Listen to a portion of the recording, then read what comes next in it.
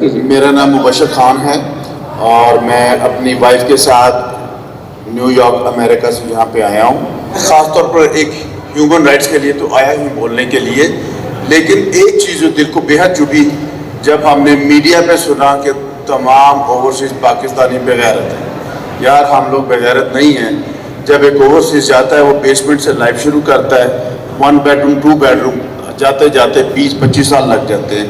اور یقین جانیے آپ لوگ ہمارے دلوں میں اتنے ہوتے ہیں، ساری زکاتیں ہم پاکستان بھیجتے ہیں، قربانیاں ساری ہم ادھر کرتے ہیں، سارے ٹی وی چینل دیکھتے ہیں، آپ کے سارے تجزیے دیکھتے ہیں اور ہر چیز کا دکھ، ہر چیز کے متعلق ہم فیل کرتے ہیں.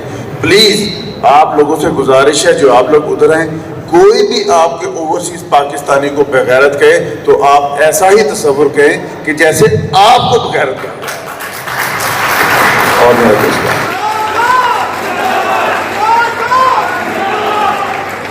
اینڈ 1.6% نواز شریف صاحب کی ہے اور 0.7% زرداری صاحب کی ہے. بس اس کو سیاسی نہ بنائیں پلیز. اب کہنے کا مطلب یہ ہے کہ جو شخص فیڈریشن کی علامت ہے آپ اس کو کہتے ہو کہ اس کو آپ نہیں دکھا سکتے، لیکن پھر بھی ہم کہتے ہیں ہمارا میڈیا آزاد ہے. حامد میر صاحب کے علاوہ سب کہتے ہیں میڈیا آزاد ہے. اب آگے ہمیں اسٹرانگ انڈیپینڈنٹ بینچ اینڈ بار کی ضرورت ہے.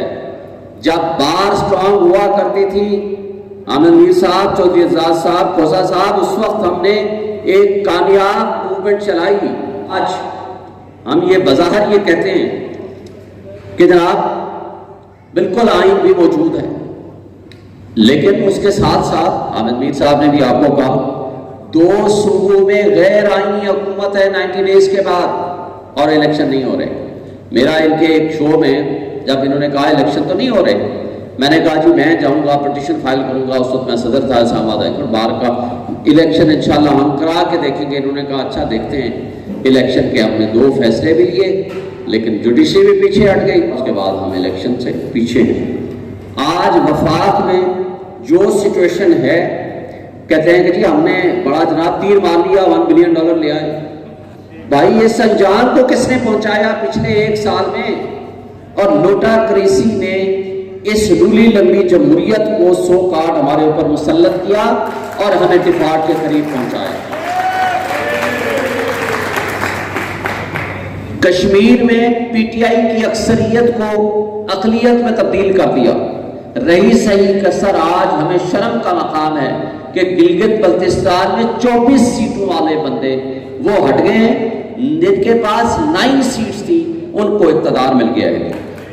کراچی میں جس کے پاس 193 کی سیٹس تھی، حافظ نعیم صاحب، وہ آج اپوزیشن میں بیٹھا ہے. جس کے پاس 173 سیٹس تھی وہ آج میئر بن چکا. اور چیئرمین سینٹ تو ماضی قریب میں آپ نے دیکھ لیا تھا. یعنی عدم اعتماد کی جب ریزولوشن پاس ہوتی ہے تو 64 ووٹس ہیں، لیکن جب دوبارہ اس کی باقاعدہ ووٹنگ ہوتی ہے تو پھر 46 نکلتے ہیں ان کے. تو بہرحال یہ سب کچھ ہمارا جمہوریت کے نام پہ ہو رہا ہے. جمہوریت آج کی بدترین انتخاب ہے مگر عوام سے. لیکن ہم نے اپنے حوصلے نہیں ہارنے، ہم نے آگے بڑھنا ہے. ہم نے رول آف لا کے لیے اسٹرگل کرنی ہے، لوگوں کے حقوق کے لیے اسٹرگل کرنی ہے، اور انشاءاللہ ہم اس جدوجہد میں آپ سب کے ساتھ ہیں. دبئی سے پاکستان کے معاملات کو چلانے کی کوشش کر رہا ہے اور اس وجہ سے جو بھی اس کا مخاصمت میں یا مخالفت میں آتا ہے اس پر خوف طاری کر دیا جاتا ہے. اور یہ جو ہے بدقسمتی سے 15ویں ترمیم انہوں نے کی تھی اور یہ محترم اس وقت 2/3 ان کے پاس تھا اور یہ امیر المومنین بننے جا رہے تھے اور انہوں نے آئین کو اپنے فرمان کے تابع کر دیا تھا. قومی اسمبلی میں یہ بل انہوں نے منظور کروا لیا تھا لیکن سینٹ میں 2/3 ان کے پاس نہیں تھی، جس وجہ سے یہ ڈراپ ہو گیا اور پھر 12 اکتوبر 99 آیا اور ان کو اٹھا کے باہر پھینک دیا گیا اور یہ 10 سال کا معاہدہ کر کے باہر چلے گئے تھے اور پھر اب دوسری مرتبہ دھوکہ دے کے 4 سال سے یہ باہر مفرور ہیں. یہ وہی ٹولہ ہے جو پاکستان پہ غاصب ہے، لوٹ کے چلا گیا ہے پاکستان میں اور خوف کی فضا اس وقت قائم کر دی ہے. اس لیے نہ صرف پاکستان آپ خائف ہیں، پاکستانی عوام بھی اسی طرح خائف ہے اور اسی طرح یہ جیسے میں نے کہا تھا کہ بیگل بجا کے عنقریب کہیں گے کہ بعد اب باپ ملاحظہ ہوشیار بادشاہ سلامت تشریف لاتے ہیں. سر میں سوال پوچھتا ہوں بچوں سے کہ اگر جس دن آپ کو ڈگری ملی آپ میں سے, اور آپ کو ویزا بھی مل گیا امریکہ کا, برطانیہ کا, آسٹریلیا کا, آپ میں سے کتنے لوگ جانے کو تیار ہیں؟ آپ کیا کہیں گے 80-90%؟ کچھ لوگ کہیں گے کہ نہیں, کیونکہ میں ایک بات ذرا ایکسپلیٹ کریں تو 100% میں آپ سے عرض کرتا ہوں بعض یونیورسٹی میں 120% لوگ ہاتھ کھڑا کر دیتے ہیں, کیونکہ آگے جو فیکلٹی میں ان کے استاد بیٹھے ہوتے ہیں وہ بھی ہاتھ کھڑا کر دیتے ہیں. تو یہ بات میں اس بات کے اوپر ہمیں ہنسی آئی ہے, لیکن سر ہمارا نوجوان یہاں رہنا نہیں چاہتا, وہ یہاں سے بھاگنا چاہتا ہے, تو اس کے لیے ہمیں کچھ کرنا پڑے گا. تھینک یو خوش صاحب.